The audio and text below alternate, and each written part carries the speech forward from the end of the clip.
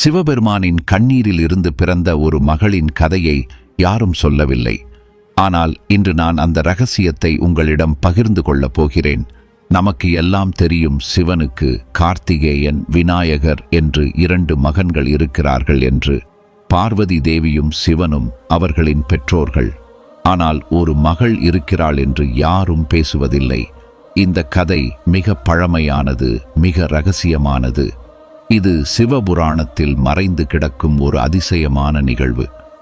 கைலாச மலையின் உச்சியில் பனியால் மூடப்பட்ட அந்த பகுதியில் சிவபெருமான் தியானத்தில் அமர்ந்திருந்தார். அவருடைய கண்கள் மூடியிருந்தன.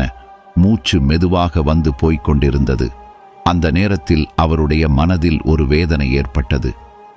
இந்த உலகத்தில் எத்தனை கஷ்டங்கள் நடக்கின்றன, எத்தனை அநீதிகள் நடக்கின்றன, அவருடைய பக்தர்கள் எத்தனை துன்பங்களை அனுபவிக்கிறார்கள். இந்த எண்ணம் அவருக்குள் ஆழமாக பதிந்தது. என்னுடைய பக்தர்கள் இவ்வளவு கஷ்டப்படுகிறார்கள், ஆனால் நான் என்ன செய்கிறேன்? தியானத்தில் மட்டும் அமர்ந்து கொண்டிருக்கிறேன் என்று அவர் நினைத்தார். அந்த வேதனை அவருடைய இதயத்தை பிழிந்து எடுத்தது. அப்போது சிவனுடைய கண்களில் இருந்து ஒரு கண்ணீர் வந்தது. ஆனால் இது சாதாரண கண்ணீர் அல்ல, இது தெய்வீகமான கண்ணீர். இந்த கண்ணீர் அவருடைய இடது கண்ணில் இருந்து வந்து கைலாச மலையின் பனியில் விழுந்தது. அந்த கண்ணீர் விழுந்த இடத்தில் ஒரு அற்புதம் நடந்தது.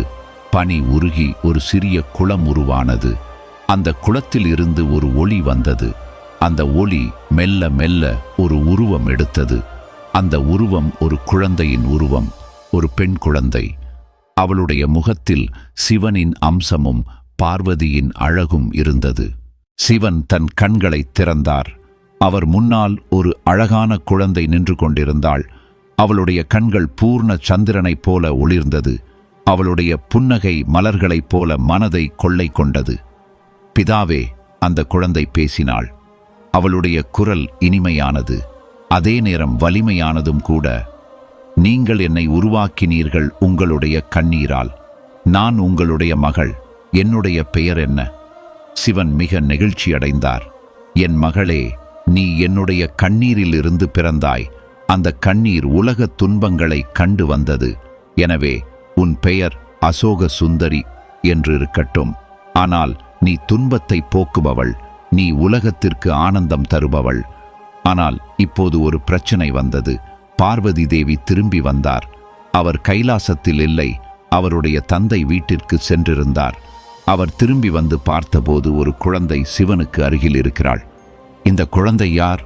பார்வதி கேட்டார். அவருடைய குரலில் குழப்பமும் சிறிது கோபமும் இருந்தது. நான் இல்லாத நேரத்தில் இந்த குழந்தை எங்கிருந்து வந்தாள்? சிவன் மிகவும் சங்கடமாக உணர்ந்தார். உம்மா, இது... அவர் என்ன சொல்வது என்று தெரியவில்லை. இவள் என்னுடைய கண்ணீரில் இருந்து பிறந்தாள். உங்களுடைய கண்ணீரில் இருந்து? பார்வதி நம்பவில்லை. எப்படி அது சாத்தியம்? கண்ணீரில் இருந்து குழந்தை பிறக்குமா? சிவன் எல்லாவற்றையும் விளக்கினார். உலகத் துன்பங்களை கண்டு அவர் வருந்தியது. அந்த வேதனையில் கண்ணீர் வந்தது. அதில் இருந்து இந்த குழந்தை பிறந்தது என்று சொன்னார். ஆனால் பார்வதிக்கு இன்னும் சந்தேகம் இருந்தது. ஒருவேளை இது உங்களுடைய வேறு யாரோ மனைவியின் குழந்தையாக இருக்குமோ? நீங்கள் என்னிடம் பொய் சொல்கிறீர்களோ? இந்த வார்த்தைகள் சிவனுக்கு மிகவும் வேதனையாக இருந்தது. பார்வதி, நீ என்னை நம்பவில்லையா? இவள் உண்மையாகவே என்னுடைய கண்ணீரில் இருந்து பிறந்த மகள். நான் பொய் சொல்ல மாட்டேன். ஆனால் பார்வதி கோபமாக இருந்தார். அவருக்கு இந்த குழந்தையை பார்க்கவே பிடிக்கவில்லை. இந்த குழந்தை இங்கே இருக்கக்கூடாது. இவள் எங்கோ வேறு இடத்திற்கு போக வேண்டும். சிவன் மிகவும் சோகமடைந்தார். அவருடைய இதயம் உடைந்து போனது. ஒரு பக்கம் அவருடைய மனைவி, மறுபக்கம் அவருடைய மகள். இவர்களுக்கு இடையே அவர் எப்படி தீர்ப்பு வைப்பார்? அசோக சுந்தரி இந்த சூழ்நிலையை பார்த்தாள். அவளுக்கு மிகவும் வேதனையாக இருந்தது. பிதாவே, நான் உங்களுக்கும் அம்மாவுக்கும் இடையில் பிரச்சனையை உருவாக்க விரும்பவில்லை.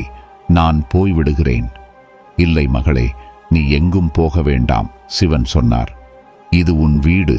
ஆனால் அசோக சுந்தரி முடிவு செய்துவிட்டாள். பிதாவே, நான் இந்த உலகத்திற்கு சென்று மக்களுக்கு உதவி செய்கிறேன்.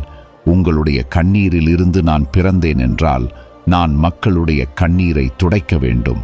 அவள் கைலாசத்தை விட்டு வெளியேறினாள், பூமியில் இறங்கினாள். அங்கே அவள் பல அற்புதமான செயல்களை செய்தாள். நோய்களை குணப்படுத்தினாள், ஏழைகளுக்கு உதவி செய்தாள், அநீதிகளை எதிர்த்து போராடினாள். ஆனால் அவள் யார் என்பது யாருக்கும் தெரியவில்லை. சிவனின் மகள் என்று யாரும் அறியவில்லை. அவள் ஒரு சாதாரண பெண் போல் வாழ்ந்தாள். ஆனால் அசாதாரண சக்திகளை பயன்படுத்தி மக்களுக்கு உதவினாள். கொஞ்ச காலம் கழித்து பார்வதிக்கு உண்மை புரிந்தது. அசோக சுந்தரி உண்மையாகவே சிவனின் கண்ணீரில் இருந்து பிறந்தவள் என்று தெரிந்தது. அவள் எவ்வளவு நல்ல குணம் கொண்டவள் என்றும் தெரிந்தது. பார்வதிக்கு மிகவும் வருத்தமாக இருந்தது. சிவா, நான் மிகப்பெரிய தவறு செய்துவிட்டேன். நம்முடைய மகளை நான் தவறாக புரிந்து கொண்டேன். அவளை திரும்ப அழைத்து வா. சிவனும் அசோக சுந்தரியை தேடினார். ஆனால் அவள் மிகவும் தொலைவில் போய்விட்டாள். அவளை கண்டுபிடிக்க முடியவில்லை. இன்று வரையும் அசோக சுந்தரி இந்த உலகத்தில் இருக்கிறாள். அவள் யாருக்கும் தெரியாத வகையில் மக்களுக்கு உதவி செய்கிறாள். நீங்கள் கஷ்டமான சமயத்தில் திடீரென்று யாரோ ஒருவர் உதவி செய்தால் அது அசோக சுந்தரியாக இருக்கலாம்.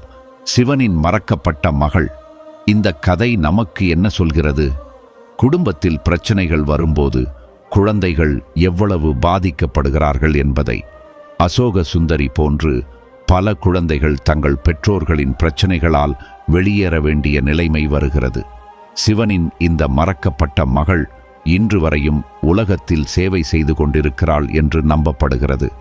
இந்த அற்புதமான கதை உங்களுக்கு பிடித்திருந்தால் சப்ஸ்கிரைப் செய்யுங்கள்.